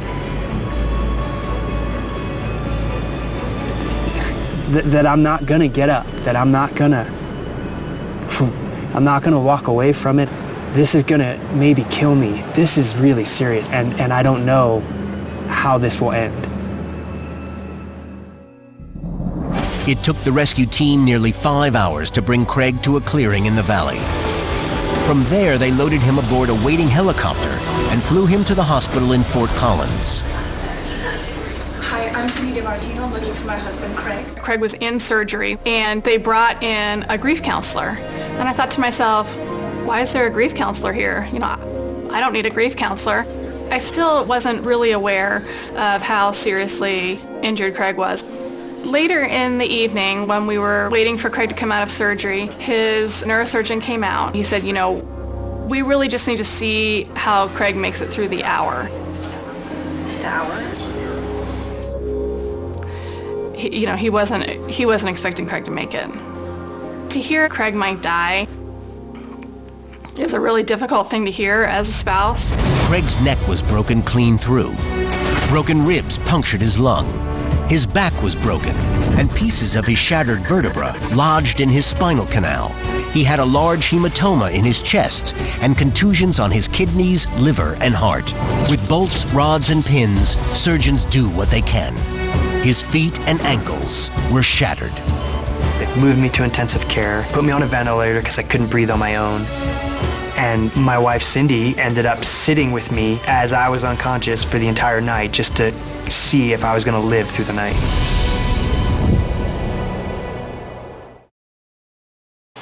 July 22nd, 2002. Cindy DeMartino waited in a Fort Collins hospital for word about her husband, Gregg.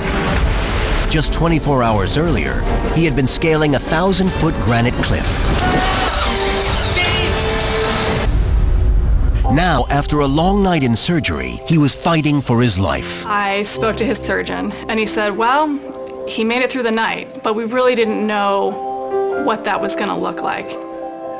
We didn't know if he was going to be a paraplegic or if he was going to be a double amputee. We just knew that he survived the night. As days stretched into weeks, Gregg's condition stabilized. Cindy was there all the time, and I would ask, you know, what's going on with my feet? What's going on with my back? What's going on with my neck? And what I didn't realize was they're being vague on purpose. What they're telling Cindy is, you know, he's probably going to be a paraplegic, probably a quadriplegic, one of the two. His spine was shattered. He doesn't have any movement. Right after Gregg's accident, in the weeks following, was a very scary time. What's his life going to look like? What's his reaction going to be? How are we going to handle this? And then how are we going to provide for our family financially? Our kids were really young. You get to see your daddy? Look at him taking a picture. There. Do you guys get to visit your dad every day? That's so much fun, huh? Gregg's feet had been shattered and now rebuilt with pins and screws, but there was no way to be sure if he would walk again until he started physical therapy. So he began what climbers call a sufferfest. I've got rods in my back. Your back, is it? No. Plates, screws. Every time you move, all this scar tissue's cracking and breaking. I got in this process. You wake up, you do physical therapy, you feel like you're gonna die. I don't even think soccer players can do that one. You're in this constant cycle of just horrific pain. You pass out, you eat dinner, you go to bed, and that's your whole world. You get to see me fall today. That'll be fun. How do I survive the pain that I'm in? Thank you. He knew that the only way that he was going to do that was for him to sit down and do the work. Just walking forward is insanely hard. You know, I got to do it on crutches, and it's just insanely hard. I hate that exercise. Gregg has an amazing positive attitude, and he was able to look at himself and laugh. This is gonna make people think therapy's fun.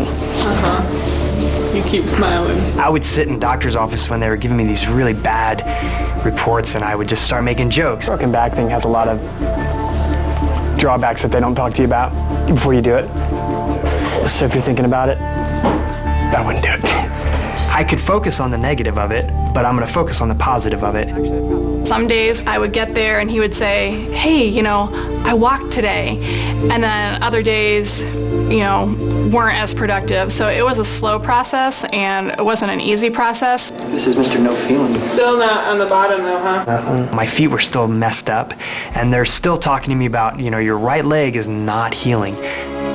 That is very problematic. I developed a nerve disorder 6 months after the accident called reflective sympathetic dystrophy. And I remember this neurosurgeon telling me, you're probably gonna be in a wheelchair full time, just so you know.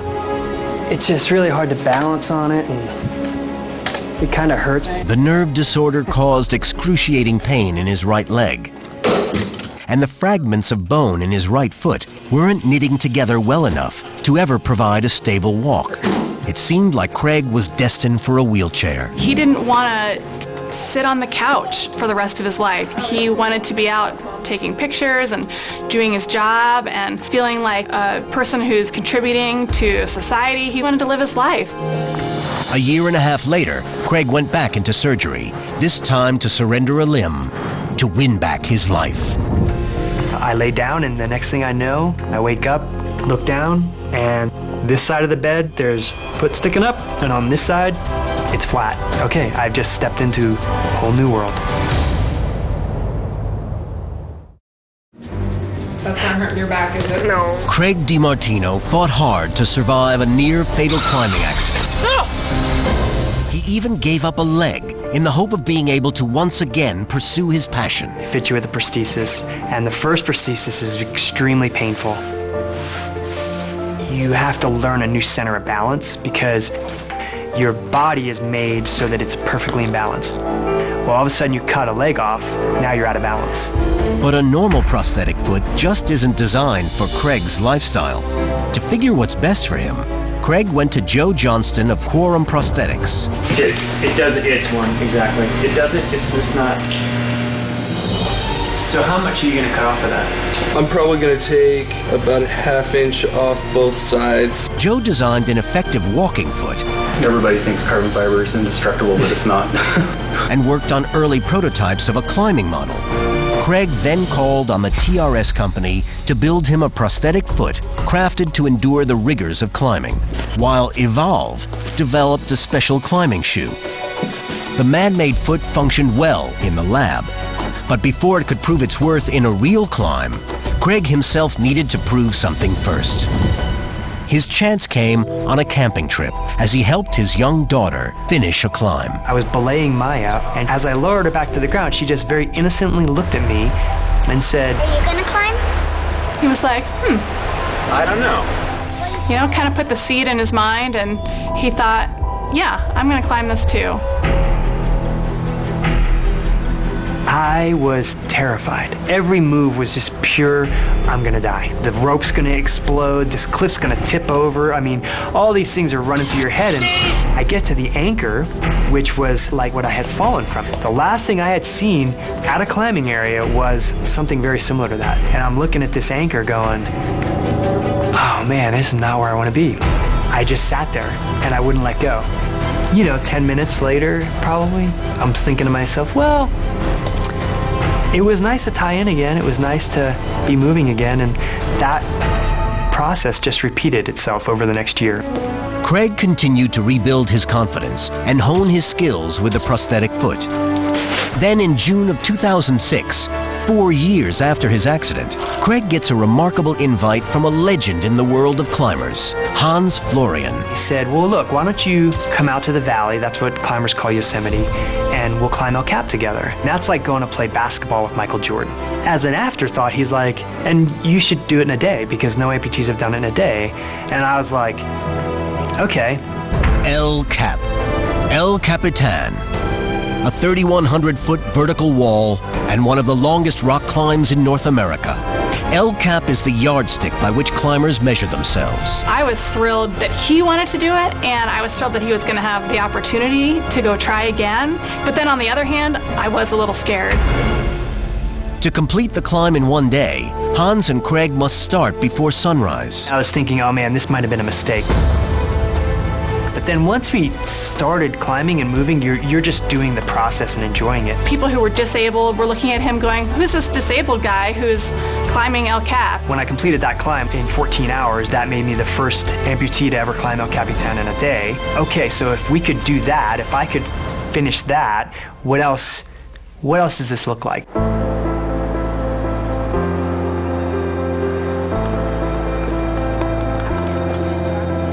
Clip the end closest to you.